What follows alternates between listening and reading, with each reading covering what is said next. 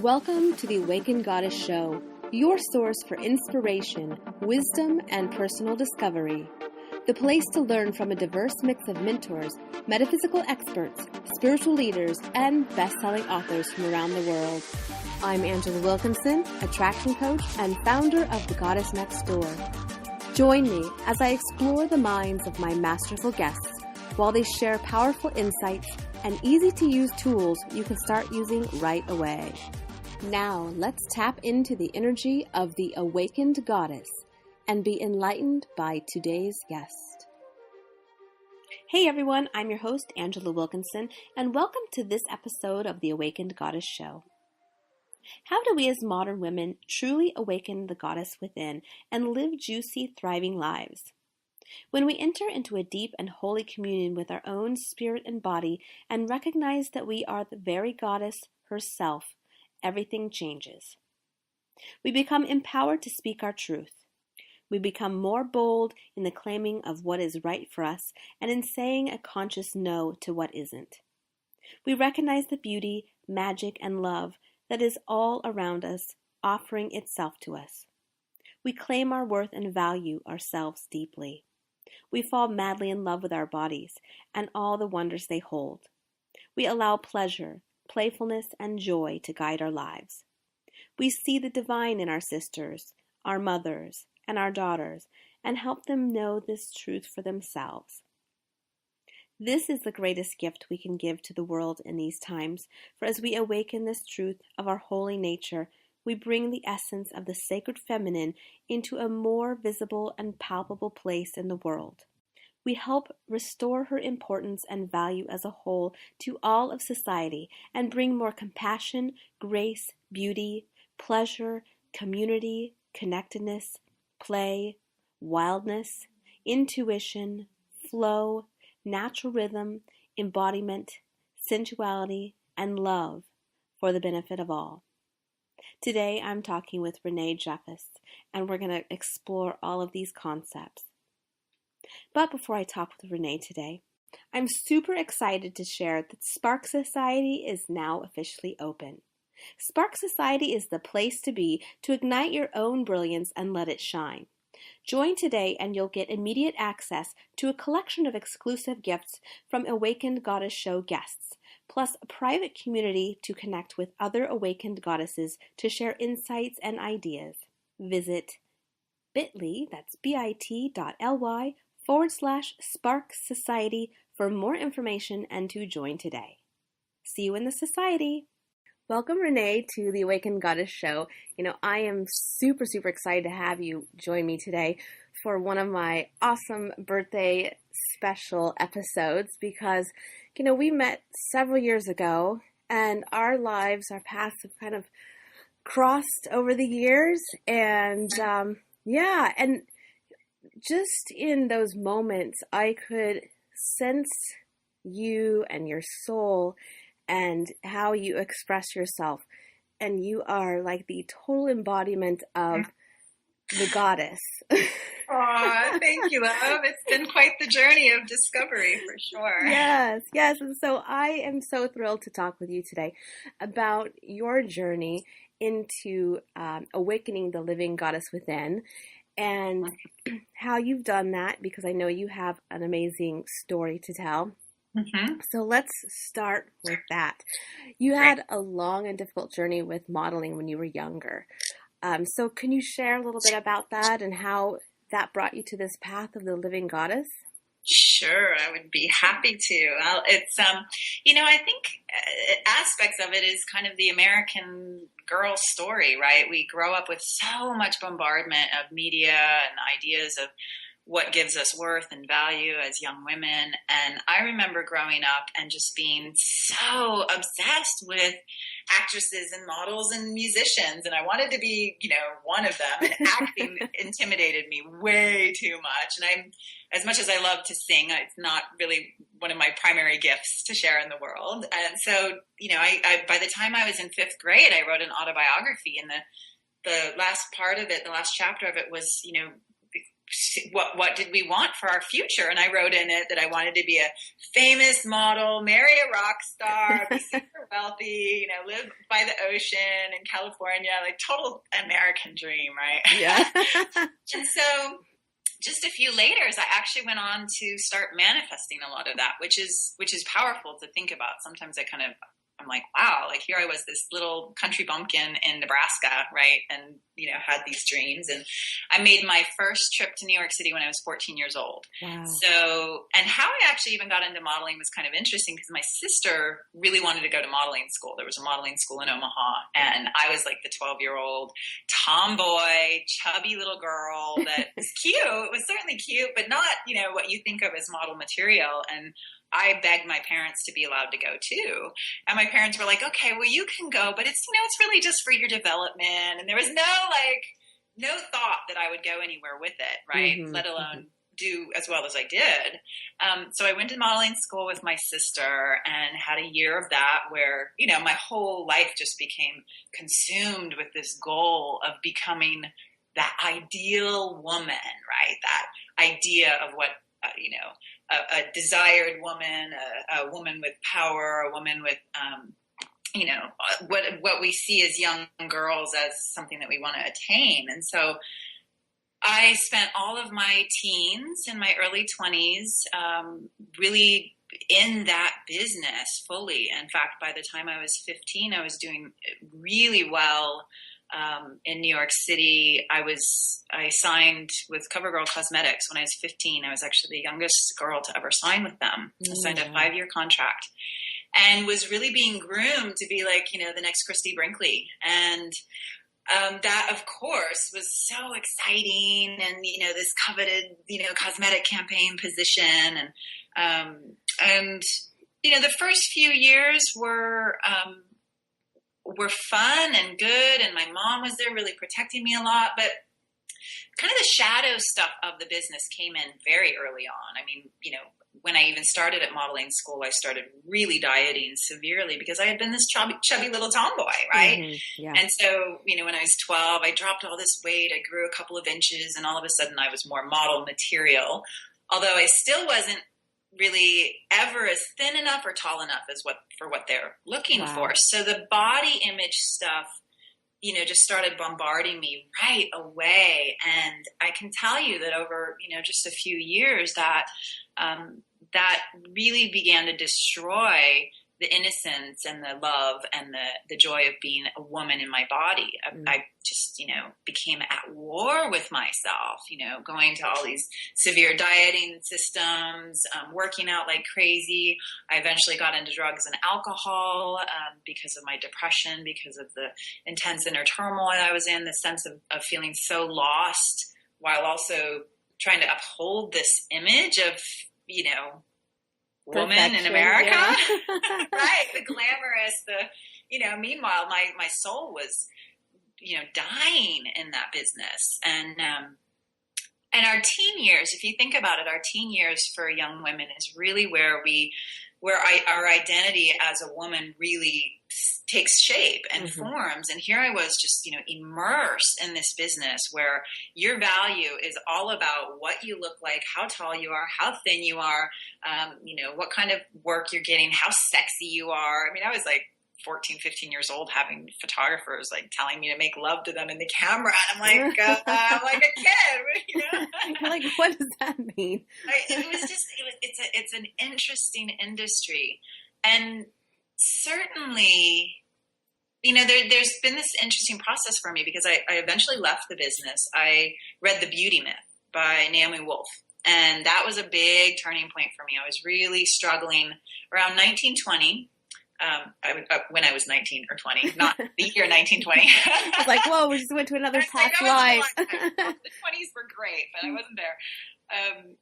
Right around 1920, something like that, I lost my CoverGirl contract. I had 1 year left on my contract, and CoverGirl let me go at the renewal time because of my weight fluctuations. Mm. My weight was fluctuating by about 5 to 7 pounds. Oh my goodness. I also think it was, I was not able to hide the state that I was in on a deep level, in my heart and my being. I was in such shadow and such pain and such depression. And here, this dream that I had, ended up nearly destroying me. And also, I really saw, wow, if this is destroying me, what is it doing to all the young girls in the world that are sitting there wanting to emulate this image that I'm putting out, Sure. right? Mm-hmm. So it really started to eat away at me. And that was a turning point for me where I really started to question the whole dang thing.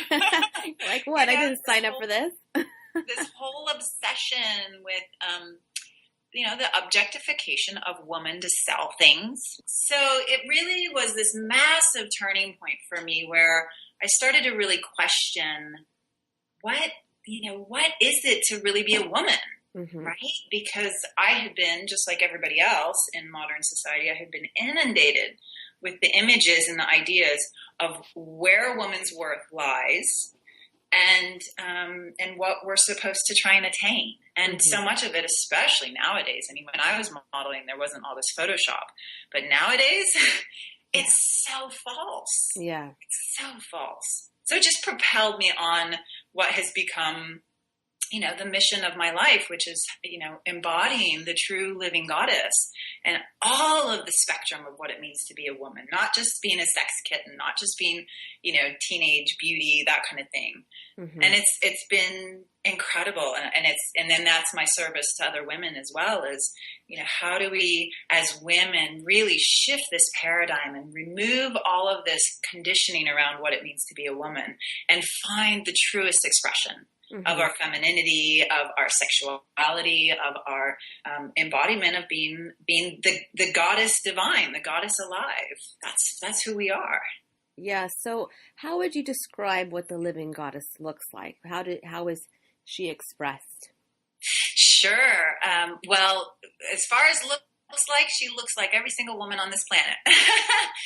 The living goddess is really in each and every one of us. And that's something that is so important for all of us to remember is, the living goddess is in the newborn baby just as much as she's in the woman that's, a day away from her death. And to really, walk through the veils of illusion that tell us that we're only valuable at a certain age. Mm-hmm.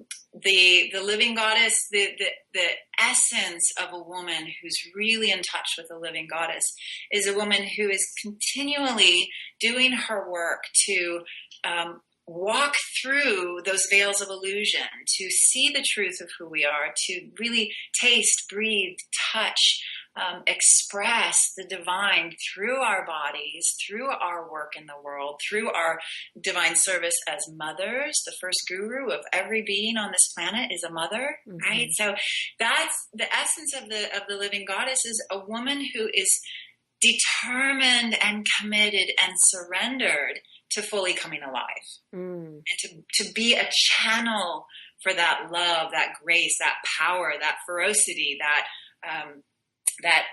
devotion to radiance, to community, to connection, to intimacy, to authenticity, to embodiment, to really, so much of our system, and I'm sure that so many of the guests that you have on this show talk about this, but, we've been in this system and these paradigms that are so overly patriarchal. Mm-hmm. It's not even necessarily like the healthy masculine, right? Yeah. It's the shadow masculine. It's power, it's greed, it's control, it's separation.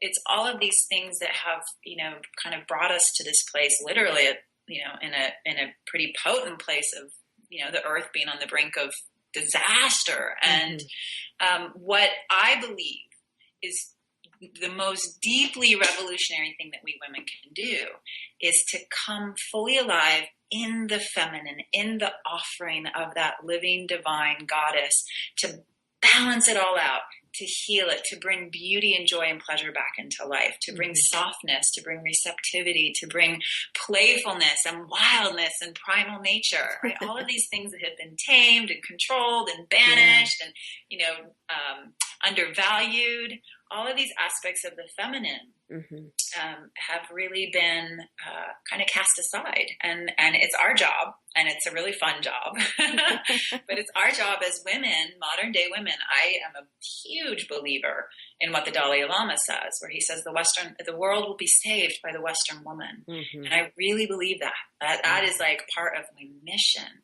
is to help support and empower not only myself, but as many women as possible, so that we can, turn this ship around and, bring some of the joy and the love and the lightness and the community and the tribal consciousness and the devotion back into our day-to-day life and all of our systems and structures of society. Yeah, that's a big job. Yeah, I know it is, but we're all doing it together. Yes. So we can have fun with it. Definitely. Well, definitely being in your feminine and expressing that essence is such a sensual experience. Yes. And so I'm wondering how you've cultivated your relationship with that more wild, untamed essence of you. Sure. Yeah. Well, once again, it's been it's been a journey and continues to be a journey. I mean, these patterns and belief systems and all the structures that we are in are strong. They're strong. And it's for me, it's been a 20-year journey. I'm almost 42 now. And I really feel like the goddess, the idea, the essence of the goddess and what does that mean, really started coming into my life late teens, early 20s. And it's been just this journey. And initially, because I was so at war with my body, initially it was a very transcendent oriented path. My early 20s, I would say I was much more oriented towards trying to get it in my mind. Right. And to have ecstatic experiences that were very transcendent, very blissful. I certainly had my explorations with hallucinogenics and different things that would, help me to access different states of consciousness. But it wasn't so embodied. My birth of my first child, my daughter, when I was 24, was the most potent and transformative experience of actually, like, it landed for me when I gave birth to her and I scooped her up and held her to my breast for the first time after carrying her and growing her in my womb for those months.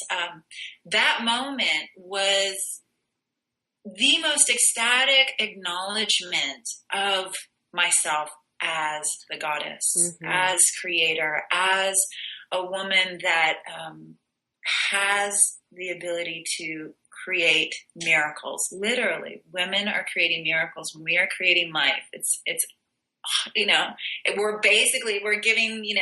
we're giving life to spirit. And for me, that journey into motherhood was one of the more potent initiations into the embodiment of the goddess, right? Breastfeeding my young child every day and, being really into attachment parenting. I had a home birth, like all of these ways to really empower myself as a woman and to embody what does it mean to be a goddess? What does it mean to be the empowered woman?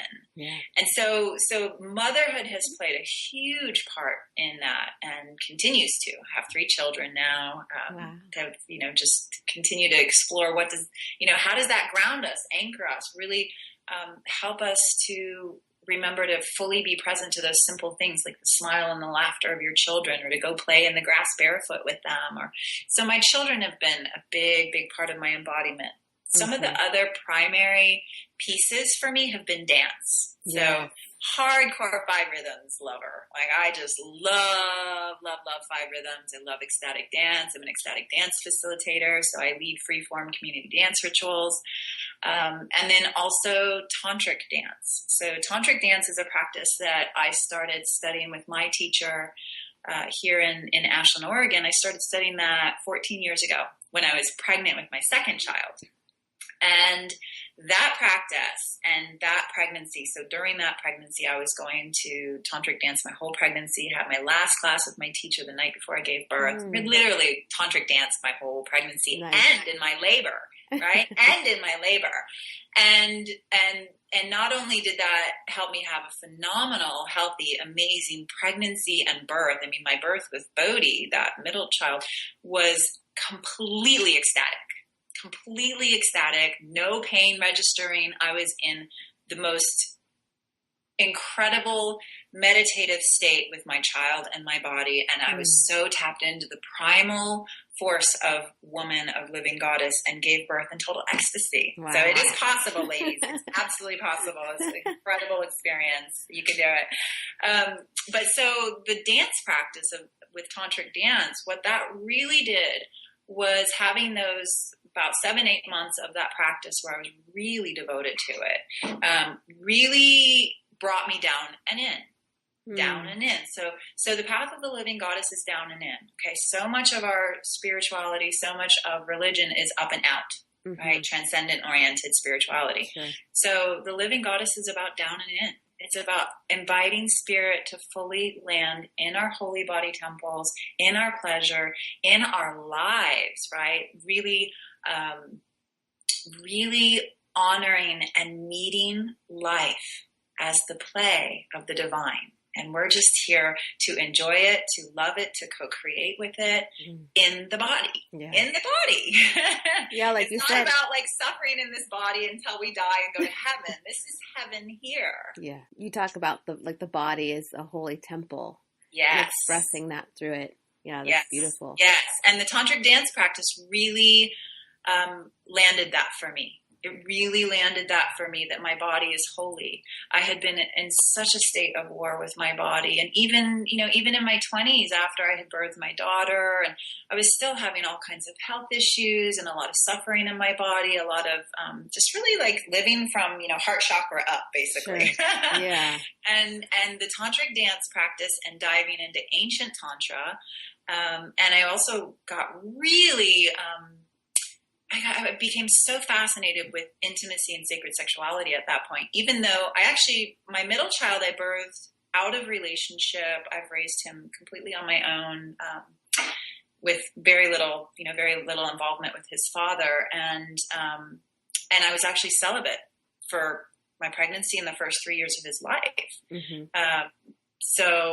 For the most part, for those 4 years. So it wasn't even like I was in an active, intimate partnership. So that's the other thing to always remember, is that the awakening of our sexuality, the awakening of our true embodiment of our sensual nature and our sexuality as our spiritual practice can happen even without a partnership. Sure. Because it's all about this internal experience of spirit coming down and in and being in intimate communion with Shakti, with energy, with your body, with your senses, with your ability to experience pleasure and joy and playfulness and that wild nature. So those are, my primary paths are really ancient tantra and tantric dance and Paratan healing. There's so much. 5 rhythms and ecstatic dance.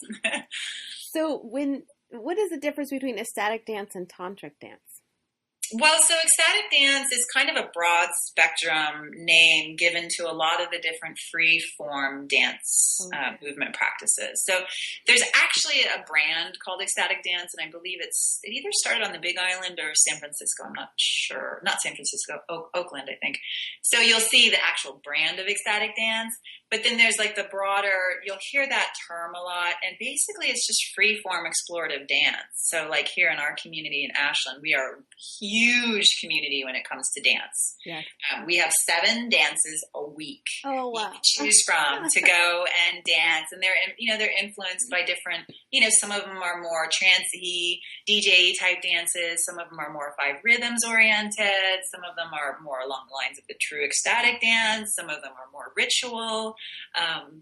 But it's really about just dropping into your body from this very curious, explorative place and moving, allowing your body authentic, expressive movement to all of the different rhythms, all of the different textures of music, all of the different expressions of emotion and feeling and sensation that are moving through our bodies. So that's, kind of the broad definition of ecstatic dance, right? Tantric dance is a very particular practice that was created by this woman named Vajrama. She's an amazing crone woman. She actually lives here now.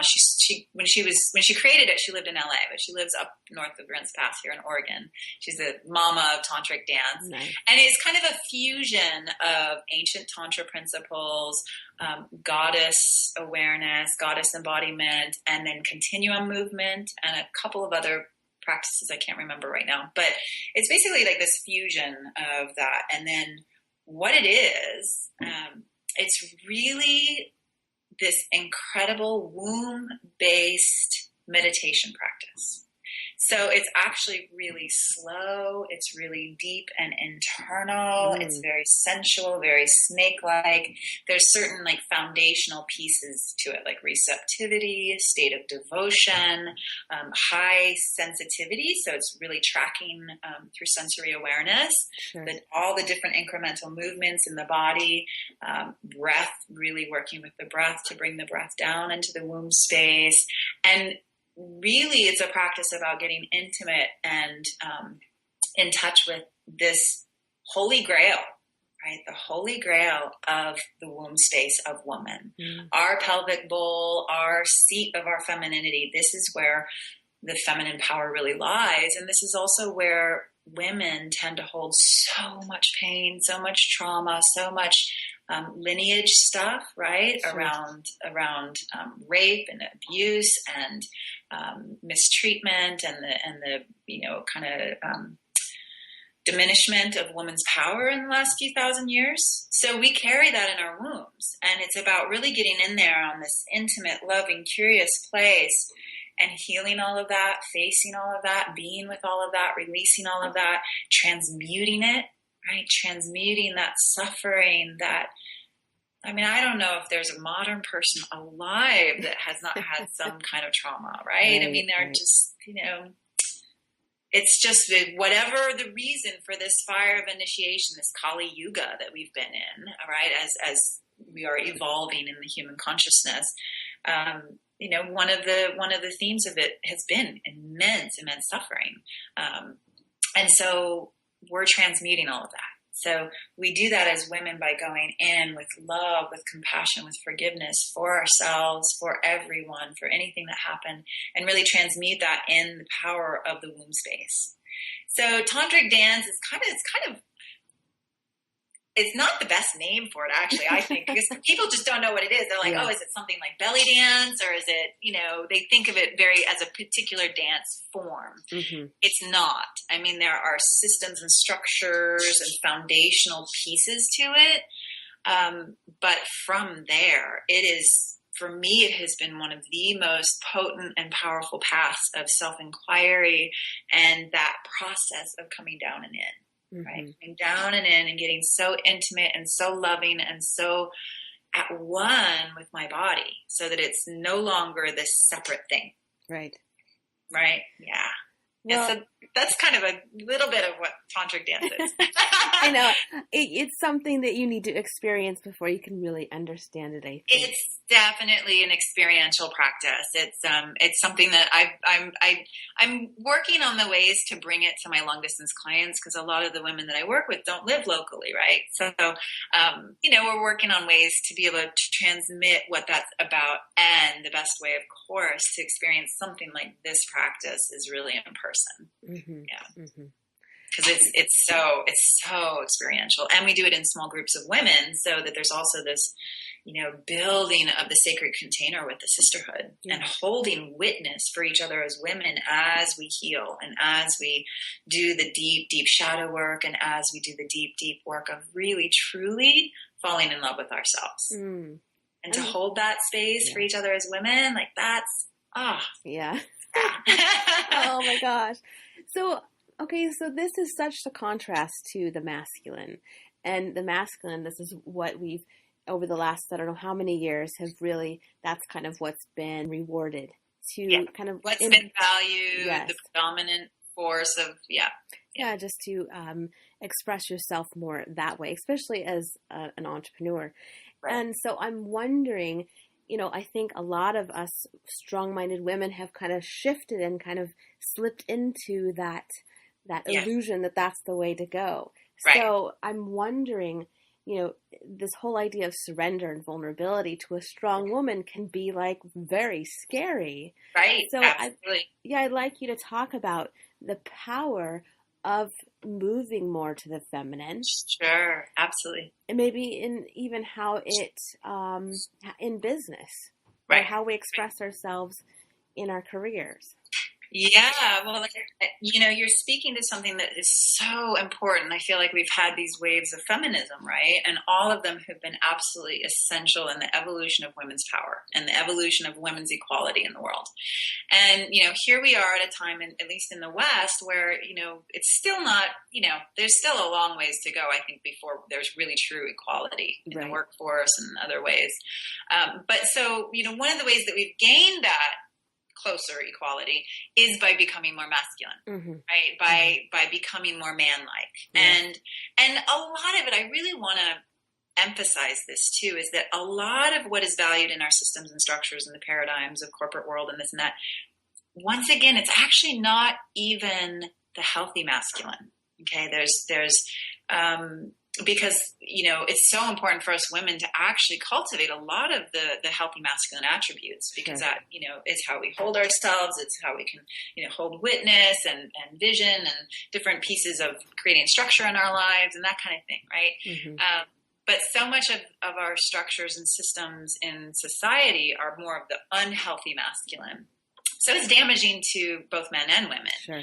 And so not only have men had to embody more of those attributes, but so have we women in our desire for freedom, for sovereignty, to be able to, not stay in bad relationships. Sorry, I was about to swear. Stay in bad relationships, raise our kids on our own if we need to get out of an abusive situation. It's all about, it's been about women gaining the right to really be sovereign.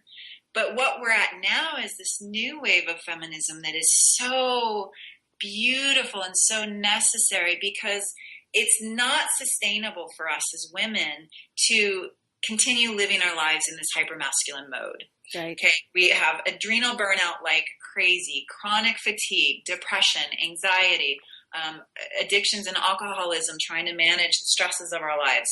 So much of that way of living does not serve the feminine at all, and women are becoming so depleted and burnt out. Well, and it's almost become like the norm. Oh yeah. Well, and you have women that are career women, and they're also running households as single. I mean, I'm a single mama of 3 kids, and I have I'm running a business, so it's easy to go into that kind of hyperdrive, adrenaline living lifestyle, which the masculine body, the physicality of the masculine, is actually designed to live with certain levels of adrenaline very well, right? They are the actual hunters of the tribe in the ancient days, right? They were the warriors. Their bodies are made to handle larger amounts of adrenaline running in their system. Us women, no. We thrive on oxytocin. We thrive on all the pleasure hormones. Yeah. That's, the feminine is really here to kind of be the counterpart to that more, fight or flight kind of adrenaline rush that our society lives on nowadays. So for us women, it's so important to take a step back, right? And sometimes that actually, the way that comes about is through illness or through some kind of intense situation where the universe is literally just demanding it. It's, for me, it was illness. I had been ill for many, many years, chronic fatigue, fibromyalgia type stuff, nervous system stuff, and finally put my health as the utmost priority, because I was literally at that point about 7 years ago. It was right before I met you, right before I came to New York. I was at this point where I was so burnt out and I was so frazzled. The thing keeping me here was my love for my children. Other than that, I was I could so easily check out, because I was fried. And so I went on a huge healing mission for a year. It was the utmost top priority of my life to not only heal my body and my well-being, but also to even deeper go into my spirituality and deeper into what is the lifestyle that really serves me as a woman, as a mother, as a business owner. And then ever since then, it's been about prioritizing my pleasure, my joy, my relaxation. And that's not always easy, No. right? Because there's such, those things are not valued. Right. They're considered frivolous. They're considered selfish. They're considered indulgent, Mm-hmm. right? It's like we are a production-oriented society. So it's like, even I bless my father, but he's very productive oriented. And for the longest time, one of his first questions when, I would talk with him is, kind of along the lines of, well, have you gotten a lot done today? Mine says, show me the money. Right. It's, and that's just not, and I think it's important for me, there's been this beautiful realization happening more and more lately, because I thought it was kind of either or. I thought, well, if I really want to have a successful business, if I really want to be able to financially provide for my children as a single mama, if I really, want the ability to keep it all together, this is just what I have to do. Right. I have to operate out of all this masculine place. I have to be in my, more go get it kind of attitude all the time. I got to show up in business like that. And it's been interesting because here the primary essence of my movement, the Revolutionary Radiance movement, is, being in our pleasure and our radiance and our joy as a woman. And when you're fried, good luck. Yeah. Good luck being in your radiance. Yeah, it's more like, can I just go back to bed? Yeah, it's not compatible. So It's been this just amazing journey that is continuing. I mean, I just got back from leading my first week-long retreat in Costa Rica, and it was the most sublime time of my life. Like really 9 days of totally being surrendered to what is my truest essence, and living in that place for those days was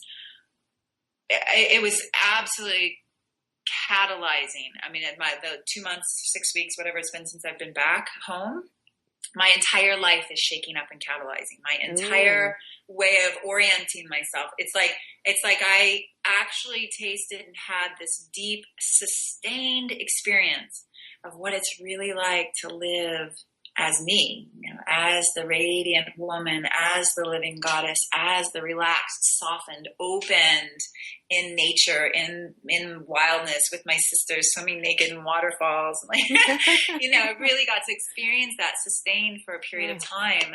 And my commitment to actually orienting my life to that has become so rock solid that there's huge transformations happening. Love it. And, at the core of that is the transformation of just going even deeper in my commitment to prioritizing my pleasure, my relaxation, my sense of ease, my ability to really drop in and listen softly to my body, to my feminine wisdom, to my intuition, and to lighten and lessen the what was still too much prioritizing of those more masculine, go get it kind of attitudes. Yeah. So things are shaking up. Awesome. In a really luscious, beautiful, divine way. And I think we're all, it feels to me like we're all really being presented with this. Like, I think all across the board, what I see is that women all over are facing either tragedies or illnesses or different things that are making them really wake up and see how unsustainable the American lifestyle is, particularly if you want to be happy. I mean, it can be sustainable in the sense of what high a percentage of women are on some kind of antidepressants, anti-anxiety, some kind of medication to get through their day. We can kind of sustain it like that, but do we want to? No. It's really about, and it's about recognizing that actually there's a way to drop deeper into our feminine nature. There's a way to be in that embodied, magnetic, open, receptive place that will actually help success and abundance land even greater. And that's my big piece right now, because that's where that's where, kind of my current work is. Like, I've just had this fear. Well, if I really soften into my feminine, aren't I just going to be an enraptured goddess in an ecstatic nature all the time and never get anything done? Yeah. Yeah. Who's going to pay me just to be a goddess? I thought that's,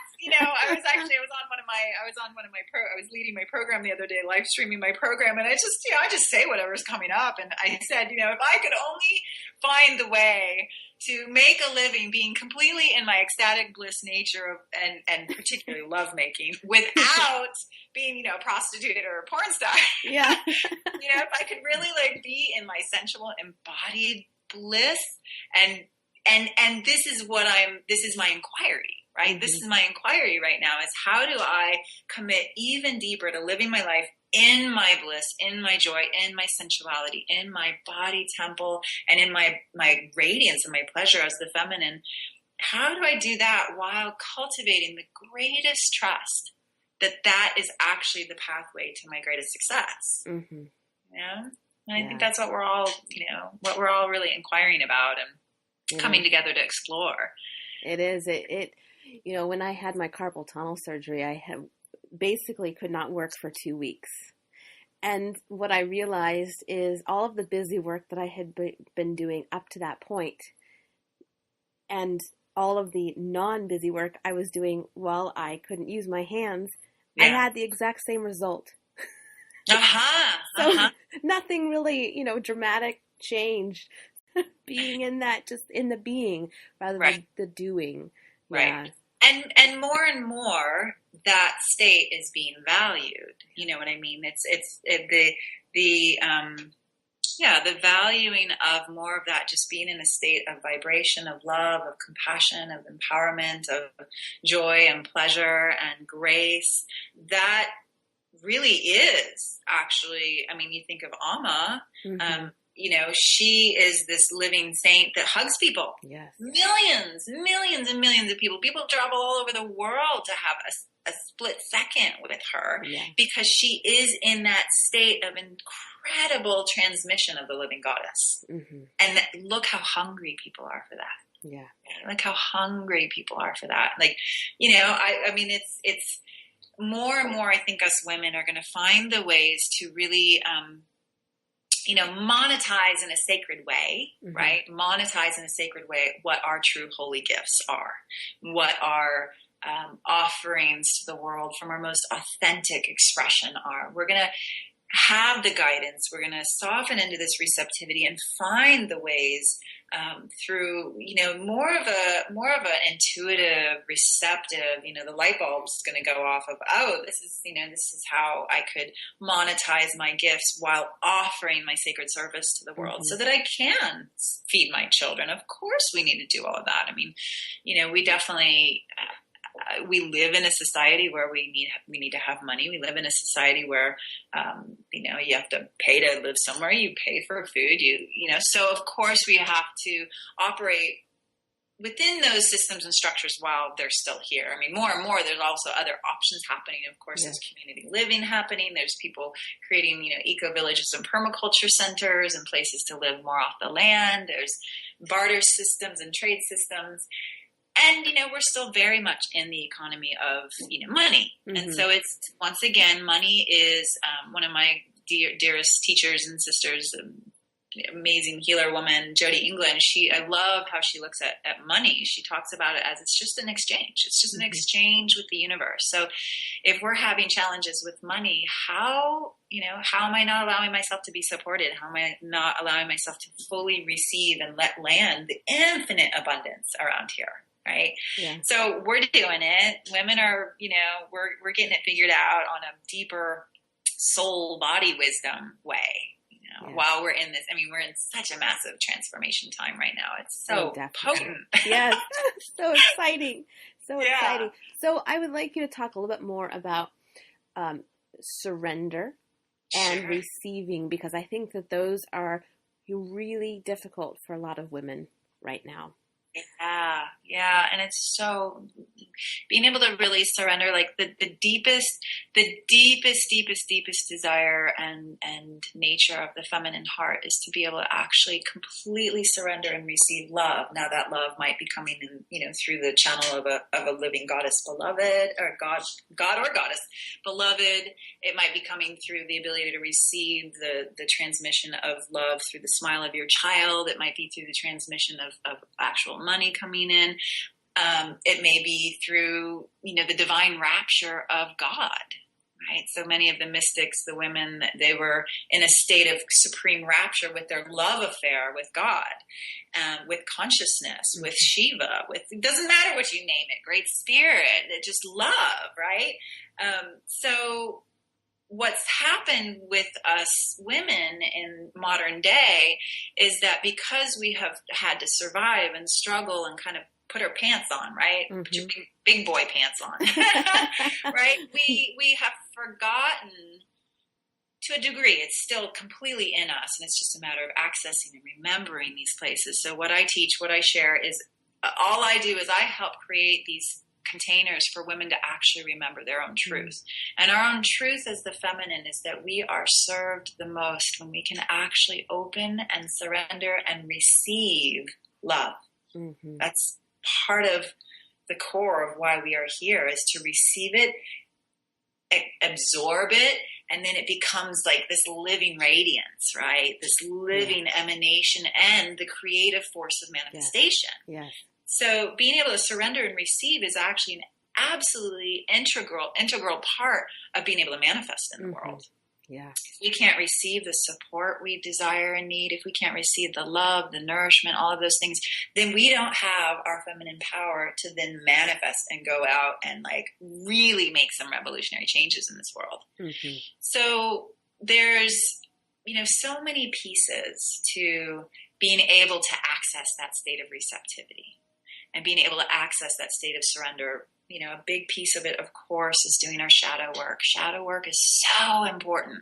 Now, we don't want to get lost in it, right? Sometimes we can get kind of so consumed by doing the shadow work that we can get lost in it for years and years and years and forget the beauty, the light, the joy. It's about balance. But on my own personal journey, and I know for I believe all people, it's an important piece of healing some of those core wounds, those core traumas, releasing that from our subtle body and our energy system and literally our tissues of our body. All of that stuff gets stored, and it gets stored also in our unconsciousness as beliefs, systems, thoughts of not being good enough, thoughts of something being wrong with me, nobody loves me, I'm not lovable, whatever those, imprints are. We got to go in there and we got to work with all of that with so much love, compassion, and patience, and heal that. Mm-hmm. Release it from the energy system, from the body, pattern our belief systems. So that has been an absolutely essential part of my path, continues to be. I mean, I do my medicine work, my deep shadow work on an ongoing basis. Whatever I'm getting triggered by, whatever is presenting itself as an intense situation is showing me where I still have work to do, right? Where I still could deeper find my freedom. So the shadow work is a really, really big piece to being able to really trust and surrender, because most of these experiences, the shadows, the traumas, the non-trust, what that translates into is that it's not safe. Mm-hmm. It's not safe to surrender. It's not safe to receive. Perhaps there's been early childhood violation of a sexual nature, or physical abuse, or even verbal abuse that literally imprinted this negative energy in our psyches. And so then we don't want to receive, right? Because what we perhaps received as very young children was not good. Mm-hmm. It was hurtful. It was painful. It was non-loving, right? It was carrying on through the lineages of misogynistic patterns and patriarchy and all of those things. So those kind of things and holding those kind of things in our system is the antithesis to being able to really surrender and trust and be receptive. So we got to do that work. And there's so many ways to do that work. The tantric dance work really works with that. Breath work is phenomenal with that. just deep self-inquiry, really just doing the deep shadow work. There's so many amazing ways to do it. Dance for me is a deeply shamanic practice where I get really in touch with what's up for me, what's triggering me, what am I still holding, where am I not loving myself? So that's a big, big core piece of it. And then the other piece, or one of the other pieces, is to start actually prioritizing and giving ourselves the gift of the other way of living. So of living in feminine. So maybe that's actually just giving yourself the right to take a bath every day with candles and essential oils. And you take it as an extra leisurely time to really love yourself up and be with yourself and affirm yourself. Maybe that's, having, extra pleasure when you're actually nourishing yourself with food. There's, maybe it's doing an actual practice like tantric dance or 5 rhythms or something, but it's about prioritizing our pleasure. It's about prioritizing our embodiment. It's about prioritizing and slowly but certainly reorienting our energy system in our bodies and our minds and our hearts and our spirits to be able to receive and experience and open in a safe way to pleasure, right? To really, and sometimes it's just bit by bit, might be that, for 2 months, somebody just has to take just the littlest, tiniest bit of pleasure by, drinking their tea and actually being present with it and actually feeling the warmth of it in the mouth and really making it a conscious choice to receive it and allow ourselves to be nourished by it. And then, the next piece of the practice could maybe be some soul gazing in the mirror where we're affirming, I love you. I'm an embodiment of the living goddess. I am divine, like these kind of little things that can really help shift at that core level of the belief systems and start imprinting on the energetic system of the body and start literally awakening our neural pathways to value pleasure and to feel it as safe, to feel it as good, to feel it as a right, our birthright, right? Yeah. Oh, it's so juicy. So I love, when we get into this stuff, this is really, we're here on this earth to really love life, to really experience it, the magic of it, the beauty of it. If you look out at nature, it's endless, the offering of beauty and abundance. And, the feminine, the divine feminine, what she is she's this like endless offering of radiance and beauty and nourishment. So to be able to cultivate that, to be able to be that, blooming flower, right? We actually have to receive the nourishment. We have to drink that love in ourselves, which is that piece of receptivity, right? It's like the flower is not going to bloom unless it's receiving the sunlight, the sun being that loving energy from God, from life, giving it that ability to really radiate and be in its fullest bloom. It's the same thing for us women. Surround yourself with people that adore you and love you. Have your, cultivate it with your beloved. I'm being so blessed with my new beloved of like just endlessly being showered, adored, worshipped. And I can tell you the feminine loves that. It's not frivolous. It's not selfish. It's what actually nourishes our ability to really be the bright, shining beacons of love and light that we're here. We are here to help hold that light of hope and faith and beauty and grace in the world while there's so much suffering around. It's a big job, but it's, as we do it, as we cultivate it, it's one of so much joy, so much joy.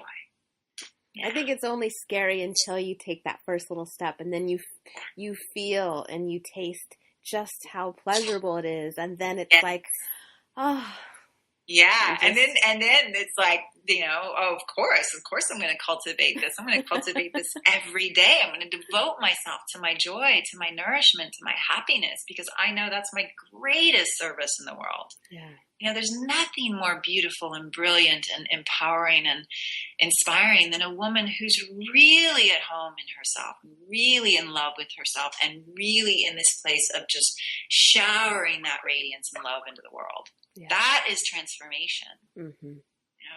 And you are doing such an amazing, amazing job supporting that with this, with your work and the radio show. And thank you. You know, it's so important these days. And I so bow to, all of your listeners and everyone that is just committed to this process of awakening and this process of how to live our lives fully alive, fully in our joy, fully in our radiance, to be that offering of love in the world. It's beautiful. It is beautiful. So to finish up, I always like to know what do you think that the listeners can start doing right away to help themselves embrace that inner living goddess? Yeah, well, oh my gosh, there's so many simple things. And the thing that I love about ancient Tantra is it's so simple. It's all about sensory awareness, right? So you don't have to go out and buy anything. You don't have to schedule a time to do anything. Just be in your body and your senses. So, how that could look is, the next time you're going and making yourself some food and you're sitting down to eat it, really be with it. Really be with it. Be with the sensation of warm tea in your mouth or honey or a little piece of chocolate, because we know us goddesses love chocolate. That's right. The melting of warm chocolate in your mouth. Really be with your senses. So to me, a primary practice that I just cultivate day in, day out is awakening my sensory experience of life and my body. So that, like I said, that can look like a million different things. It can look like when you're petting your cat. Really be in that moment of petting your cat. And I tell you, if you do that, you will be experiencing pleasure and ecstasy just like the cat, right? I mean, we do so many things on kind of autopilot, not really even in our bodies. It's just from kind of patterned behaviors and mental states. But if you really... if you're laying and snuggling with your child, really be in the beauty and the nourishment of that through the sensory experience of skin on skin, be in that experience of when you're kissing your beloved, really kiss your beloved, awaken to your senses, sensory awareness and having, I like to say that the body is the temple and the senses are the doorway. Senses are your doorway to the divine, to your body temple, to your bliss, to the birthright of ecstasy, which is our true nature. And us women access that. We have the ability to access that much more readily than the masculine. It's just part of our makeup. And, we're having to kind of remember that, right? Because of those things we spoke of earlier, of kind of, forgetting that aspect of who we are as women. But really, women's energetic systems and subtle bodies are so much more in tune with the ecstatic nature, and we have the ability to access that so much quicker. And that's we're so blessed like that. I mean, we get to channel ecstasy on this planet, it's good stuff. All right, well, you heard it from the goddess. Tap into those senses and just just embody it all. Awesome. Yes. So where can the listeners find out more about you? Sure. Well, I would love to have any opportunity to serve, and it's definitely my big mission in life, not only to help myself come more fully alive as the living goddess, but to help my sisters, my all of us women walking this path. So I do private work. I do group work. I have different programs and events. And the way that you can find out about that is to go to my website. And that is www.renee, Renee, Jeffus, Jeffus.com. And you can find out all kinds of stuff on there, different offerings, that kind of thing. I also have a Pinterest page, Facebook page, all that kind of stuff. So all the social media. And you can just connect with me, drop me a line, drop me an email. It'd be wonderful to explore possible ways that we could play. Yes. Yeah. Cool. Well, thank you for coming and playing with me today. Oh, it's been such a joy, and I'm so happy that I got to, get to do it during your birthday week. Yay. And wishing you the most beautiful, abundant birthday as you drop in even deeper to your ecstasy and your embodied pleasure and your living goddesshood. And such a beauty to be here with you, and hope to see you in person sometime soon. I might be out in New York soon. So I know we both of us, we keep bouncing from Oregon and New York. So. Yeah, we'll meet up one of these places. Cool. For now, we get to do this, which is awesome. Thank you so much for having me on the show, dear. My pleasure, my pleasure. And now I'd love to hear from you guys. The best discussions happen after the show over at theawakenedgoddess.com. So get yourself over there to today's show page and leave a comment right now. Did you enjoy this episode? If so, subscribe to the show. And of course, it would be amazing if you shared this with all of your friends. And if you want even more incredible resources, come on over and join the Spark Society at theawakenedgoddess.com, where you can also sign up for email updates. And until next time, goodbye, everyone. Thank you for listening to this episode of The Awakened Goddess. I hope you enjoyed today's show and took away something you can start using in your life right away. For more spiritual insights and to listen to more episodes, subscribe to The Awakened Goddess Show at thegoddessnextdoor.com and discover wisdom that'll change your life.